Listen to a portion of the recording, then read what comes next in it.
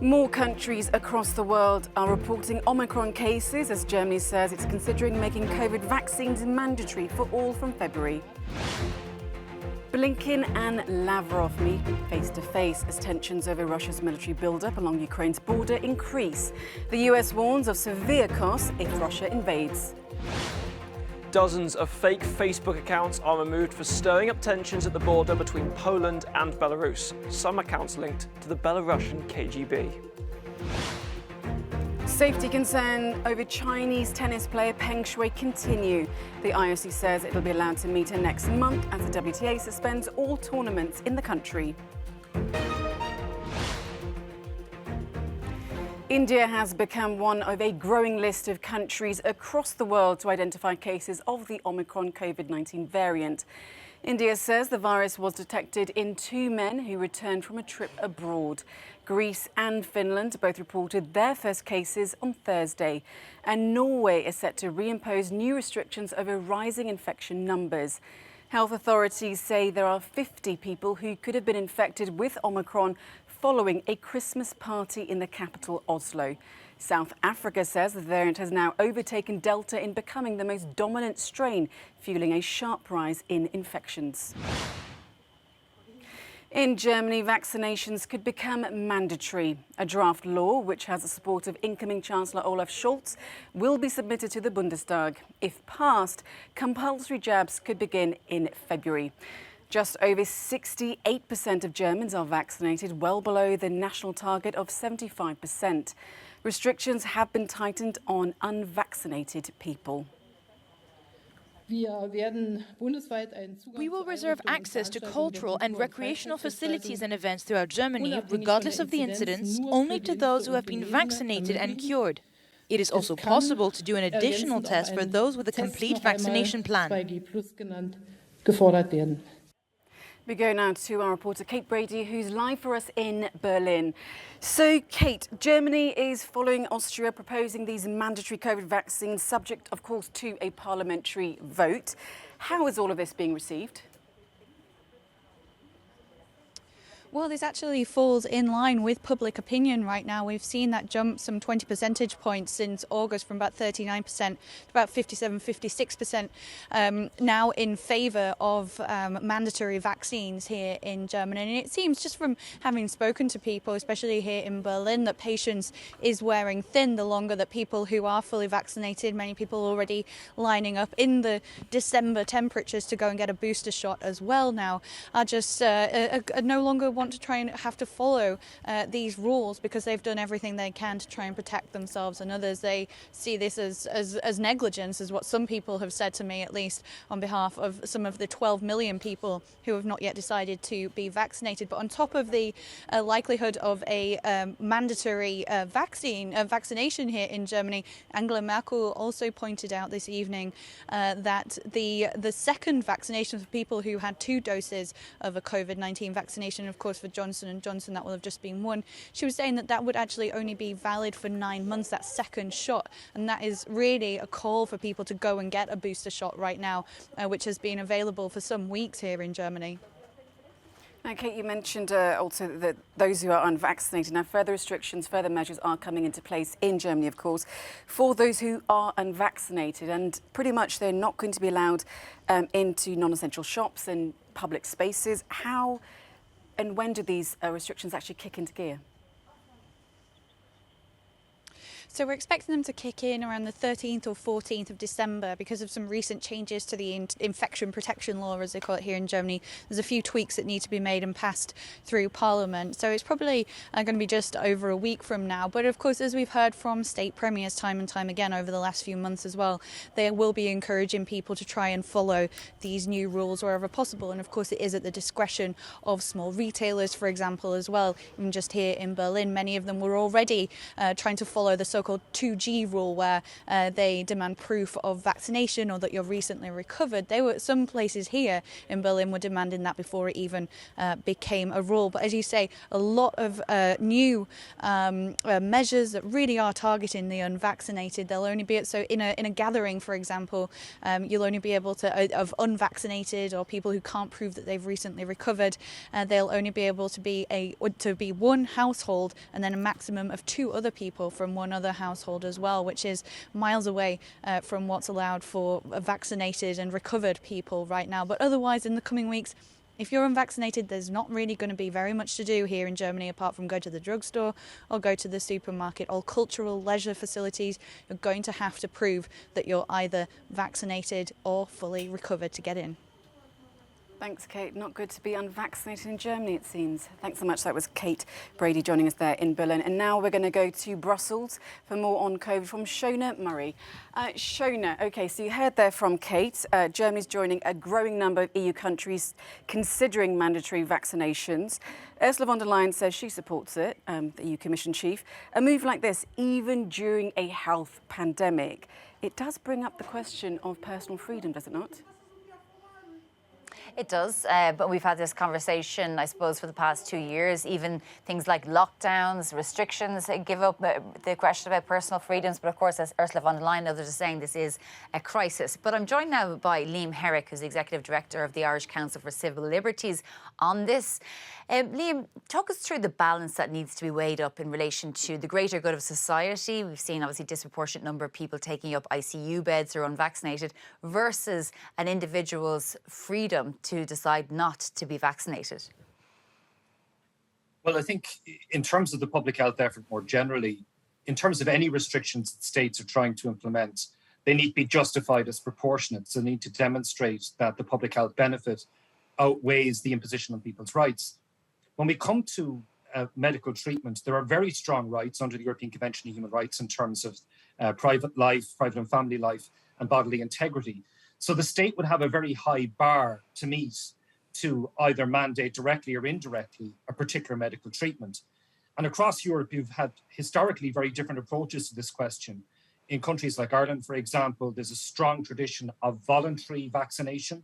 And in other Central European countries, there has been a tradition of quite commonplace to make vaccination mandatory. And that would, of course, be culturally relevant as well. What's interesting, of course, is that many of the countries that have had the most high rates of take-up of vaccination have been countries with a voluntary program. So mandatory vaccination programs don't necessarily achieve a higher result. But I suppose they do if, like in Austria, you're going to be charged €7,000 for not being vaccinated, that could be a criminal offence. And, you know, from the state's point of view, this isn't about imposing something on someone. It's about saying the rest of society is suffering because people won't get vaccinated. We've seen in hospitals in Ireland people not being able to get a lung transplant because the ICUs were filled. And so where does, I suppose, the social contract and the greater good of society impinge on the individual's rights? Well, I think the starting point is to appreciate how severe a measure it is to mandate a particular form of treatment because how important we value privacy, and particularly with regard to medical treatment. So the World Health Organization has been very clear that mandatory vaccination laws or policies must be a measure of last resort. So it's incumbent on the state to exhaust all other measures, first of all. That includes other measures to encourage vaccination on a voluntary basis, which have been very successful in many countries, and also needs to be in the round of all of the other public health tools available to a state. So in many countries, there's been an underinvestment in other measures such as ventilation, contact tracing, testing, and so on. And I think the state would have to demonstrate that it exhausted all of these measures to their maximum potential before it could justify resorting towards a mandatory vaccination policy. I think we'll have some member states trying to say that they did and others finding that that hasn't been the case. But Liam Herrick, thanks very much for joining us. And back to you in studio. Thank you, Shona. Much needed conversation. The European Court of Justice has backed the EU's rule of law measure, which says it can cut funds to corrupt member states. The decision from the bloc's top court is a blow to the nationalist governments of Poland and Hungary, as Zandor Shiros reports. The EU's top court is likely to dismiss Hungary and Poland's request to annul the so-called rule of law mechanism, which aims to protect the bloc's budget. An opinion by the European Court of Justice's Advocate General said on Thursday that the EU's rule of law mechanism is in fact legal. This document is not the final verdict yet, but in most cases the Luxembourg judges follow it. The Hungarian government said the opinion is wrong. We never opposed to have a strict control over the distribution system for EU funds. We always supported the EU institutions' right to investigate. For example, Olaf makes recommendations, and the Hungarian authorities are the ones that take these issues most seriously and investigate the most cases. What we are opposed to is baseless accusations. The rule of law mechanism, once approved by the EU court, will enable Brussels to cut funds if there are systemic risks in the member states. One Hungarian financial journalist said Hungary and Poland have a good chance to avoid financial sanctions if they engage in dialogue with Brussels about the issues. There is still a chance, not a small one, and we should not underestimate it, that we will have a lasting confrontation and none of the countries will give in to the problems raised by the Commission in the rule of law regulation. In the end, there could be financial sanctions against one or the other countries.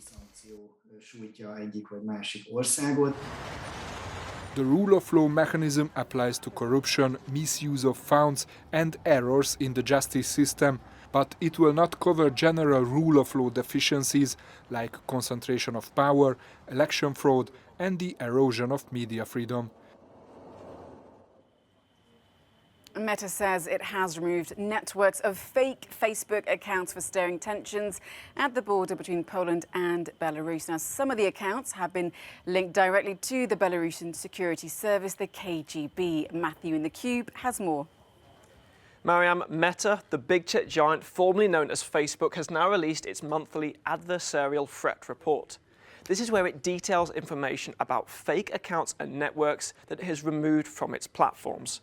In November, they said this included a number of Chinese accounts who had been posting deliberate disinformation about COVID-19 while posing as a fake Swiss biologist. It also included some French and Italian accounts that had been harassing journalists, doctors, and elected professionals. But something else that Meta also focused on was deliberate, inauthentic activity relating to the border between Poland and Belarus. For weeks now, hundreds of migrants have been trapped at the EU's external frontier amid a political standoff. And Meta says it now has evidence that fake accounts from both of these countries have been stoking tensions. In a report, Meta said that it had identified around 50 fake accounts and profiles on both Facebook and Instagram, all from Belarus. These accounts, they said, had posed as activists and journalists criticising Warsaw and also sharing fake allegations that Polish border guards had violated migrants' rights. It said that all of these accounts were linked to the Belarusian State Security Committee, the KGB, and that some of them had even used artificial intelligence to generate fake photos for their profiles. These accounts were swiftly removed from Facebook and Instagram for violating their policies, the KGB yet to comment on the matter. But at the same time, Meta said it had also removed a number of accounts based in Poland that had been posing as migrants, sharing made-up stories about how difficult it had been for them to enter the European Union, as well as some content related to neo-Nazi activity in Poland. Although Meta said there was no evidence of any state involvement, all of these accounts, they said, were based in Poland. So, Mariam, this latest report just shows how, as we have seen throughout the broader crisis, both individuals in Poland and Belarus have been resorting to inauthentic online activity to try and stoke tensions at the EU's external border. Thank you, Matthew. Well, it's never easy to combat fake news and fake accounts. Thank you for that. OK, well, still to come, Austria's former Chancellor, Alexander Kurz, says he's retiring from politics. We'll tell you why after the break.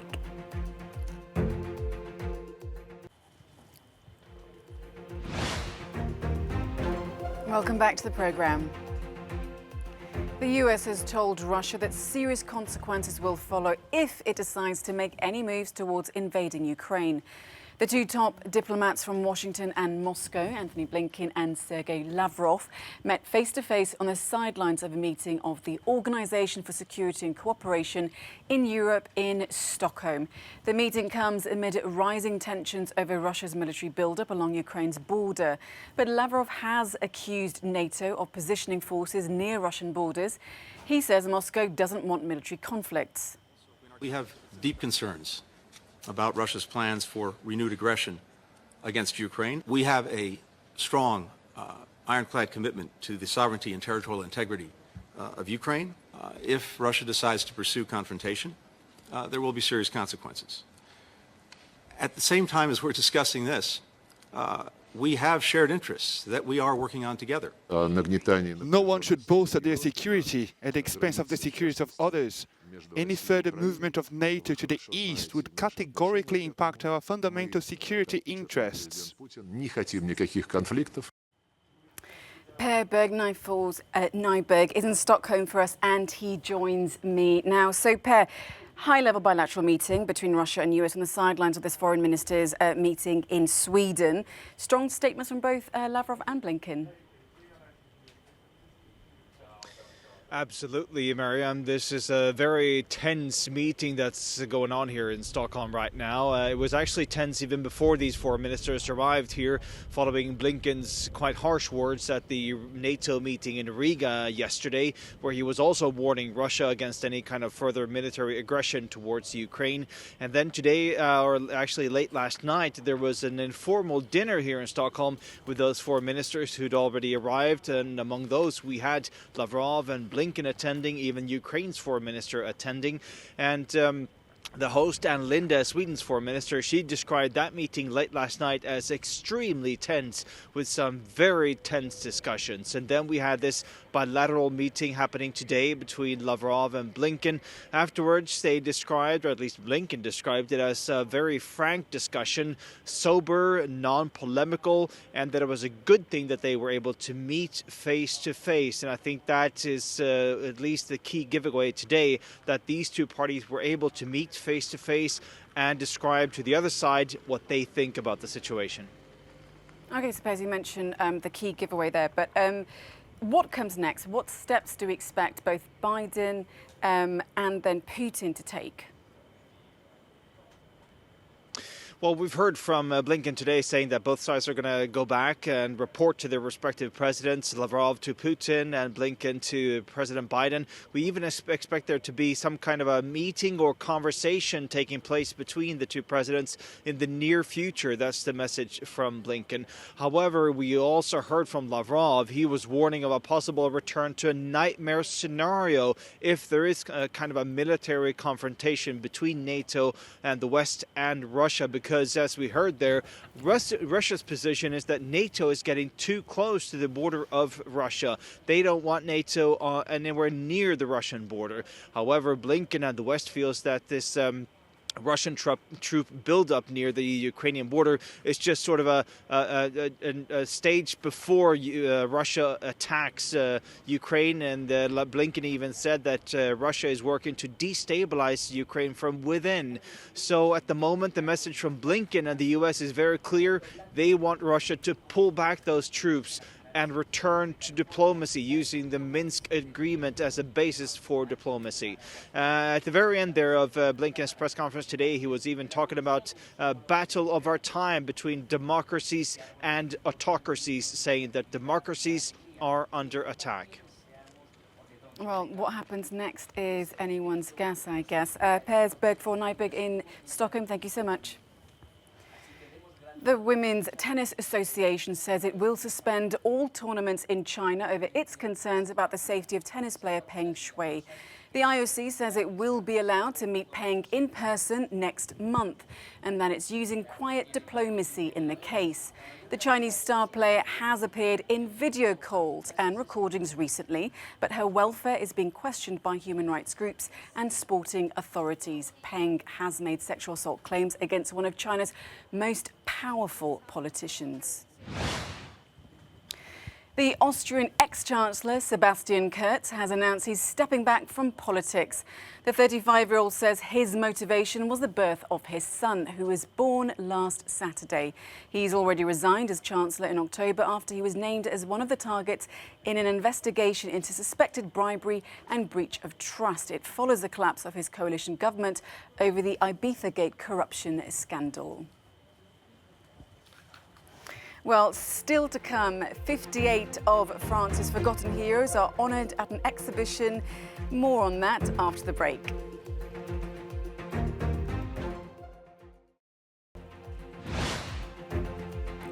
Welcome back to the programme. From an aviator born in Vietnam to a singer and resistance figure, Josephine Baker, the Paris exhibition Portraits of France at the Musée de l'Homme highlights the life of 58 women and men who all played a part in France's great national narrative. Judith Prescott reports. In the week that France admitted Josephine Baker to the Panthéon, the first black woman ever to receive this honour, an exhibition at the Musée de l'Homme in Paris tells the story of immigration through portraits of individual men and women. Some are famous, others unknown or forgotten, but all of them have one thing in common. They reflect the diversity of French society from the Revolution to the present day. Pablo Picasso, Nina Ricci, Aimé Césaire, Marie Curie, Lino Ventura or Dalida, 29 men and 29 women, all from immigrant backgrounds, who through their artistic or sporting talent, scientific discoveries, social or political commitment played a role in the country's development.